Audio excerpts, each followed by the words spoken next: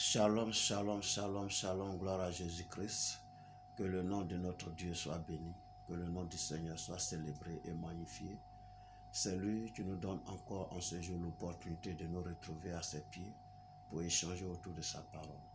Nous prions donc qu'il bénisse ces instants, qu'il soit au cœur de ce moment, qu'il le dirige, qu'il l'oriente et qu'il soit avec nous, qu'il dispose nos entendements et nos cœurs afin de recevoir de lui le meilleur dans le nom de Jésus-Christ.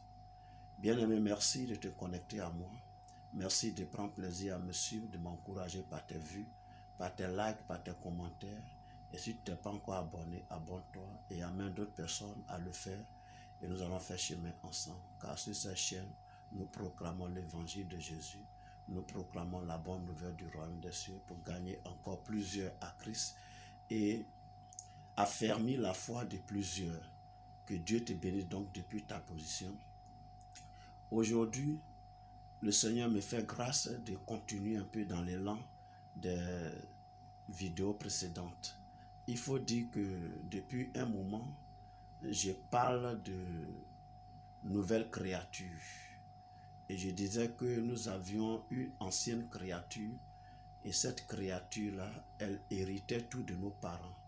Elle héritait le caractère de nos parents, héritait le comportement de nos parents, mais également elle héritait la malédiction de nos parents, elle héritait également l'influence démoniaque de nos parents. Mais lorsque nous rencontrons Christ, lorsque nous donnons notre vie à Jésus, alors désormais le caractère de nos parents, l'attitude de nos parents, le comportement de nos parents que nous avions hérité n'est plus. Nous héritons désormais le caractère de Dieu. Donc notre caractère change. Nous voyons les choses comme Dieu le voit. Nous marchons comme Dieu marche. Nous marchons donc dans les pas du Seigneur Jésus-Christ. On dit que nous menons une vie de sanctification. Alléluia. Et en ce qui concerne l'héritage des liens maléfiques, des liens démoniaques, nous avions dit la dernière fois qu'à la croix, ces lois familiales, ces ordonnances familiales qui subsistaient contre nous et qui nous condamnaient là, Christ les avait effacées à la croix. Et à la croix, les démons, les puissants des ténèbres qui se trouvent derrière ces lois-là et qui donnaient vie à ces lois dans nos vies, Christ les a dépouillés à la croix. Il a triomphé de ces puissances-là à la croix. Alléluia. Et nous avions terminé par cette question qui disait, bon, ok, si je suis né de nouveau et que je suis devenu une nouvelle créature et que les choses anciennes sont passées et que toutes choses deviennent nouvelles désormais. Désormais, je vis pour Jésus et par Jésus. Si je vis, ce n'est plus moi qui vis, c'est Christ qui vit en moi.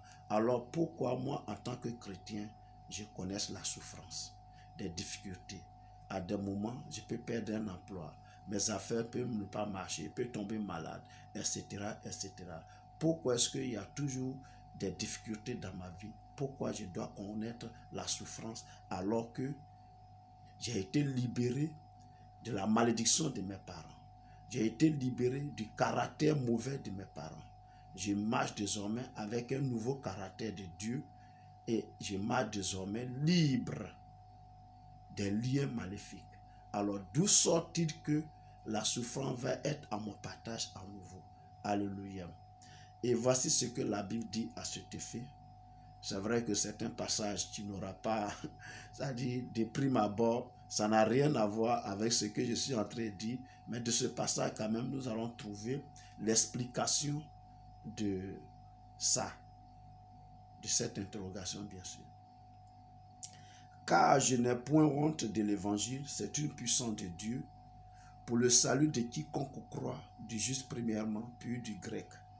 Bon, je suis dans Romains 1, à partir du verset 16. Bon, j'ai lu à partir du verset 16, mais c'est le verset 17 en réalité qui m'intéresse. Et surtout la fin du verset 17. Donc voici ce que le verset 17 dit. Parce qu'en lui est révélée la justice de Dieu par la foi et pour la foi. Selon qu'il est écrit, le juste vivra par la foi. Alléluia. Donc, Paul dit ici que il n'a point honte de l'évangile, donc de la parole de Dieu, parce que c'est une puissance de Dieu pour le salut de quiconque croit. Alléluia. et du juif premièrement, et puis bon, de tous les autres, il a parlé du grec, mais ça peut être toutes les autres ethnies, toutes les autres communautés qui existent. Alléluia. Pourquoi? Parce que en l'évangile de Jésus est révélée la justice de Dieu par la foi et pour la foi. Selon qu'il est écrit, le juste vivra par la foi. Alléluia. Donc le juste, c'est celui qui croit en Jésus. C'est celui qui a remis sa vie entre les mains du Seigneur Jésus-Christ. C'est celui qui est né de nouveau. Donc c'est celui dont les choses anciennes sont passées et toutes choses sont devenues nouvelles parce qu'il est devenu une nouvelle créature. C'est lui qu'on appelle le juste. Amen. Mais il dit, le juste vivra par la foi. Or, la foi, c'est quoi? Hébreu dit que c'est une ferme assurance des choses qu'on espère et une démonstration des choses qu'on ne voit pas. Donc, la foi est manifestée là où nous espérons. Or, quand on parle d'espérance, j'espère ce que je n'ai pas. Alléluia. J'espère ce que je n'ai pas. Amen. Voilà. Donc, comme ce que je n'ai pas, c'est ce que je ne vois pas. Alléluia. Sinon, si j'ai un portable, pourquoi je vais espérer un portable encore? À moins que j'espère un portable plus sophistiqué que celui que j'ai. Alléluia. Sinon, si j'ai déjà quelque chose, pourquoi je vais espérer cette chose à nouveau? Amen. Or, pour espérer là, c'est la foi que tu manifestes. Parce que c'est ça. C'est une ferme assurance des choses qu'on espère. Donc, j'espère quelque chose. Alors, je manifeste la foi. Je vis par la foi.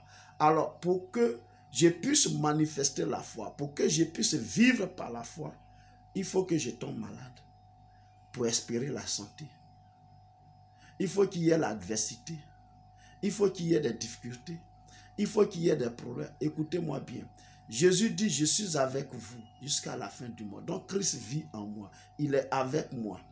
N'est-ce pas? Mais pour que je manifeste la foi, il faut que je tombe malade pour manifester l'espérance de la guérison. Alléluia. Parce que je dois vivre par la foi. Et comme je dois vivre par la foi, alors il faut que certaines choses, certains événements, certaines situations malencontreuses m'arrivent pour que dans ces situations, dans ces événements-là, je manifeste la foi. Alléluia. Voilà. Sinon il n'y a rien d'autre. Il n'y a rien d'autre. C'est parce que je dois vivre par la foi que je dois marcher dans les difficultés, dans l'adversité, dans les problèmes. Il faut que je sois confronté à des combats souvent. Parce que la Bible dit que Dieu lui-même combattra pour nous. Mais pour que Dieu combatte pour nous, il faut qu'il y ait l'adversité, il faut qu'il y ait le combat, il faut qu'il y ait la lutte, il faut qu'il y ait l'opposition, il faut qu'il y ait l'obstruction. Voilà. Sinon, si on ne devrait pas être confronté à ces choses-là, hein, au salut, à la nouvelle naissance, Christ devrait nous prendre pour monter au ciel et puis aller vivre avec lui là-bas. C'est parce que nous devons vivre par la foi. Alléluia. Donc il faut que de temps en temps tu tombes malade.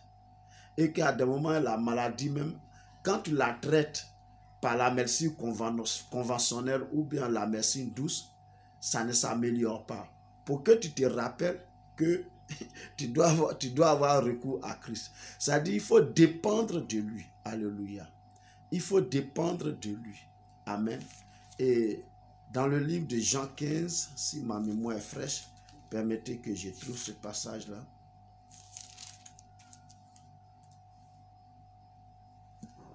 À partir du verset 6, il dit, si quelqu'un demeure en moi, il est jeté. Si quelqu'un ne demeure pas en moi, plutôt il est jeté dehors, comme le sarment, et il sèche, puis on ramasse les sarments et on les jette.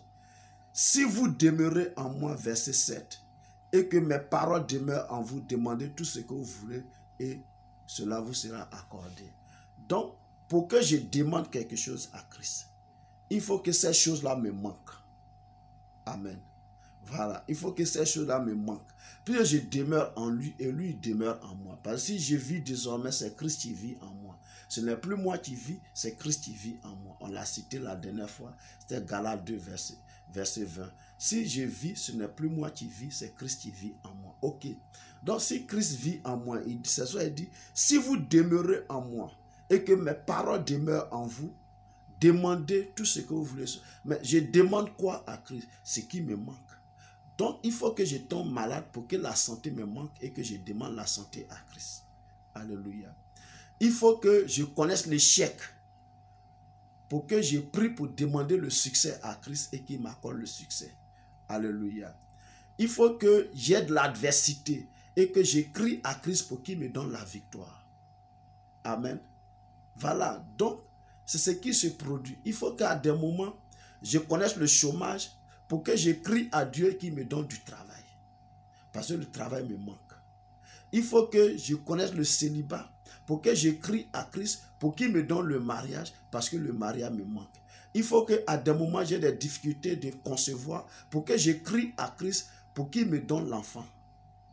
Alléluia. Donc, comprenez que le truc, c'est ça. Or, le problème des chrétiens aujourd'hui, c'est que quand il y a l'adversité, c'est fini, ils sont ébranlés et à des moments, ils sont prêts même à lâcher la main de Dieu. Parce qu'ils trouvent que ce n'est pas normal que cela leur arrive. Ils ne savent pas que l'adversité vient pour fortifier leur foi. Pour qu'ils manifestent à Dieu qu'ils ont foi en lui. Ils ne savent pas cela. Alléluia. C'est de ça qu'il est question. Donc, le chrétien passe par des moments de trouble souvent pour manifester la foi. Parce que la foi, c'est une ferme assurance des choses qu'on espère. Une démonstration des choses qu'on ne voit pas. Donc les choses que je ne vois pas, que je n'ai pas, que j'espère, alors je les obtiens par la foi. Mais pour que je puisse véritablement manifester la foi, il faut qu'il y ait un manque. Et ce manque-là crée l'adversité, crée les difficultés, crée les problèmes. C'est ça. Or, ce que je dois comprendre aussi par la manifestation de la foi, c'est que quand j'ai des problèmes, ce n'est plus moi qui ai les problèmes, c'est Christ qui a ses problèmes. Si je vis dans des difficultés, ce n'est plus moi qui vis, c'est Christ qui vit ces difficultés. Alléluia. Si je suis malade, ce n'est plus moi qui suis malade, c'est Christ qui est malade. Si je suis stérile, ce n'est plus moi qui suis stérile, c'est Christ qui est stérile. Si je ne travaille pas, ce n'est plus moi qui ne travaille pas, c'est Christ qui ne travaille pas. Parce que si je vis désormais, c'est Christ qui vit en moi. Alléluia. Donc tout ce qui m'arrive, arrive à Christ. Amen. Et c'est pourquoi il faut être serein. Ne point s'épouvanter, ne point s'effrayer, ne point avoir peur, ne point être déboussolé quand à des moments nous traversons des difficultés. Parce que Christ est en nous, il vit les mêmes situations que nous. Et le psalmiste dit, je suis pauvre et indigent, mais le Seigneur pense à moi. Alléluia. Oui, dans le psaume 40, il dit, je suis pauvre et indigent, mais le Seigneur pense à moi. Parce qu'en réalité, ma pauvreté là, mon indigence là, Christ vit ça aussi avec moi. Donc, il pense à moi. Mais pour que je sorte de l'indigence, pour que je sorte de la pauvreté, pour que je sorte de la maladie, pour que je sorte du célibat, pour que je sorte du chômage, pour que je sorte de la misère, il faut que je crie à Dieu. Et or, quand je crie à Dieu, quand j'invoque le nom du Seigneur, quand j'appelle le Seigneur au secours, je manifeste par là la foi. Alléluia. C'est pour que je démontre ma foi en Christ, je démontre ma foi à Dieu, qu'il y a les difficultés, qu'il y a les problèmes. Alléluia. Donc ne crains rien. Quand il y a les difficultés, quand il y a les problèmes, quand il y a des situations délicates que tu traverses, ne crains rien. Prie, le Seigneur va les résoudre parce qu'il vit ça avec toi. Mais c'est pour que tu manifestes la foi que cela t'arrive. Ce n'est pas parce que c'est tes parents qui t'ont hérité ça, non. À la naissance, à la nouvelle naissance, tous ces liens avaient été déjà brisés. Ces lois qui te condamnaient, qui subsistaient contre toi ont été effacées. Donc, les puissants d'éternel qui travaillaient derrière ces lois n'ont plus d'emprise sur toi. Alléluia. Donc tu marches en homme libre, selon qu'il est écrit, il n'y a plus de condamnation en ceux qui sont à Christ. Alléluia. Donc, il n'y a plus de condamnation. Christ a pris ta malédiction. Donc, désormais, tu vis en homme libre et tu vis dans le succès, dans le réussite. Mais comme tu es juste, comme tu es enfant de Dieu, que tu dois marcher par la foi, alors il faut qu'il y ait l'adversité, il faut qu'il y ait des problèmes, il faut qu'il y ait des difficultés pour que tu manifestes la foi en ayant les regards tournés vers le Seigneur. Je pense que j'ai été beaucoup plus clair. Si cette parole t'a fait du bien, alors like, commente, partage à tous tes correspondants et amène-les à s'abonner. Toi aussi, abonne-toi si tu ne l'as pas encore fait. Que Dieu te bénisse depuis ta position. Porte-toi bien et nous sommes donc à la prochaine. Dans le nom de Jésus-Christ. Amen.